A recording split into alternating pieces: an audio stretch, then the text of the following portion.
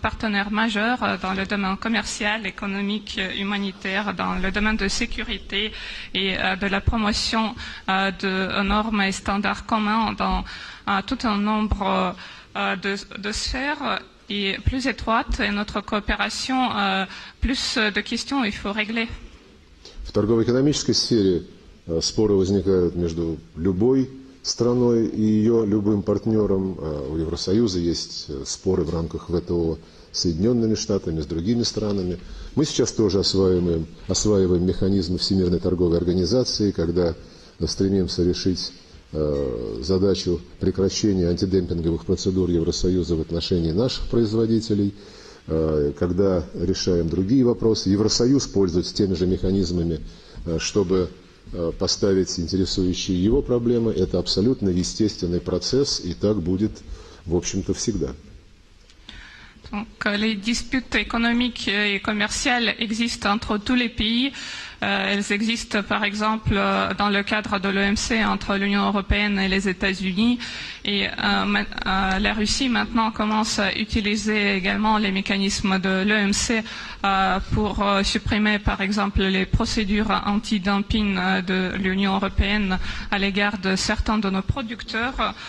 L'Union européenne utilise également ces mécanismes pour promouvoir ses intérêts. Et c'est un processus tout à fait naturel. Il en était и il en sera ainsi.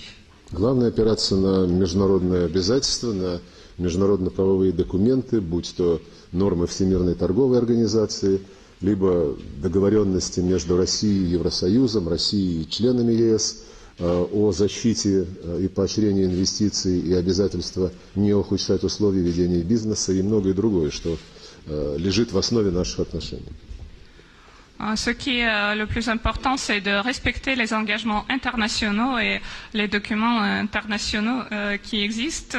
Par exemple, les normes de l'OMC et les accords entre la Russie et l'Union européenne et la Russie et les membres de l'Union européenne qui concernent, par exemple, la protection et l'encouragement des investissements et les engagements à ne pas avoir des conditions nuisibles pour les affaires. Donc, il est important de respecter toutes ces normes. Ну и от выполнения имеющихся договоренностей также зависит и прогресс на визовом треке. Et bien sûr, le progrès dans le domaine des visas dépend du respect de ces engagements. По оценке наших экспертов, все договоренности, которые были заключены в том, что касается работы над дальнейшим облегчением визового режима, и в том, что касается продвижения к заключению соглашения о безвизовом режиме, по нашей оценке все эти договоренности на техническом, на экспертном уровне были выполнены. Поэтому сейчас идет речь только о принятии политического решения. Будем исходить из того, что на предстоящем саммите этот вопрос обязательно займет одно из центральных мест. Nos experts estiment aujourd'hui que toutes les conditions nécessaires sont remplies pour la libéralisation du régime de visa. Il y a tous les accords techniques et tous les accords entre les experts qui sont prêts.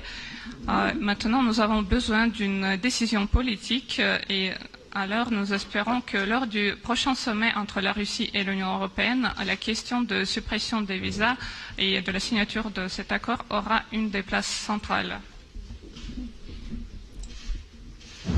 Concrètement, nous allons continuer le travail sur les relations entre l'Union européenne et la Fédération de Russie pour progresser sur plusieurs plans.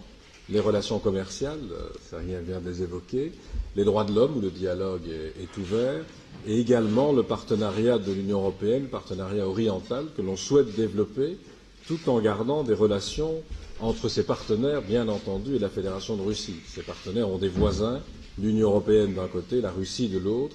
Il faut pouvoir travailler avec les deux. Разумеется, что касается отношений Европейского Союза и России, мы будем работать по всем направлениям развития торговых отношений, развития наших отношений в области охраны прав человека и также работать в направлении восточного партнерства. Здесь необходимо развивать отношения со всеми соседями, Европейский Союз и Россия также и ее соседи. Et en fonction des progrès réalisés sur ces différents plans, il est clair qu'il va falloir ouvrir une discussion politique concernant les visas. Il y a un examen technique qui est fait à l'échelon des services, mais il faut aussi une discussion politique en fonction des progrès réalisés sur les différents plans, que ce soit commerciaux, de droits de l'homme ou de relations que nous avons ensemble avec des voisins communs.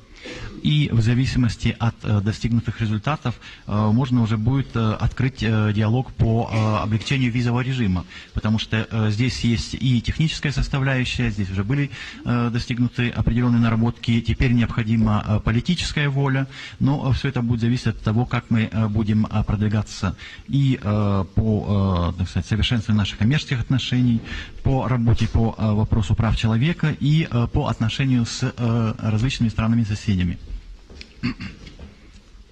Voilà, merci Monsieur le Ministre. Vous avez rendez-vous, vous voulez encore prendre une question? La télévision flamande, Vlaamse Radio en télévisie. Yes, a question for Mr. Lavdov. You heard from your Belgian colleague that the Belgian Parliament urged the release of the Greenpeace activists in Murmansk. What is your reaction to it, and can you give some assurances about these Greenpeace activists?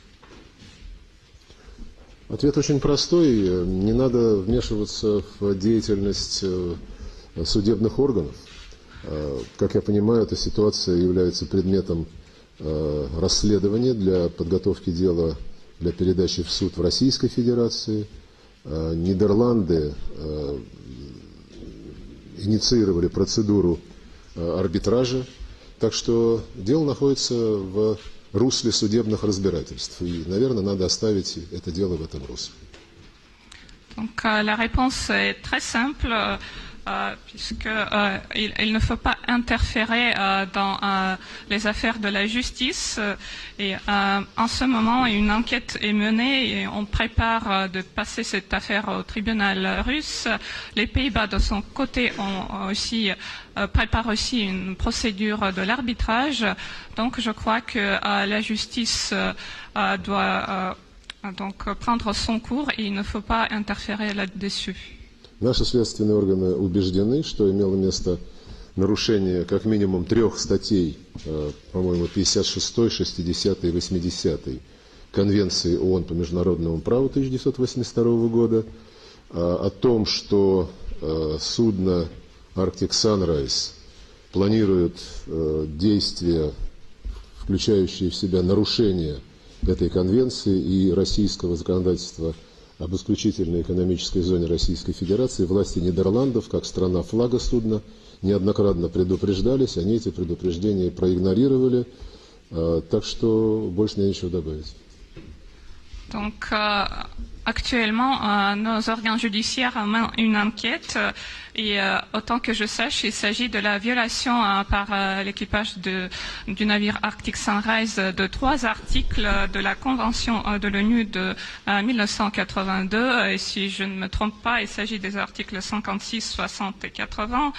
Et ces projets du navire Arctic Sunrise de violer cette convention et les lois russes sur la zone économique exclusive de l'Arctique ont été connues et donc on a prévenu le gouvernement des Pays-Bas puisque ce navire porte le pavillon hollandais, mais le gouvernement des Pays-Bas a ignoré ces préventions. Donc maintenant, il faut laisser les organes pénals de faire leur travail. Thank you very much. Spasiba. Merci.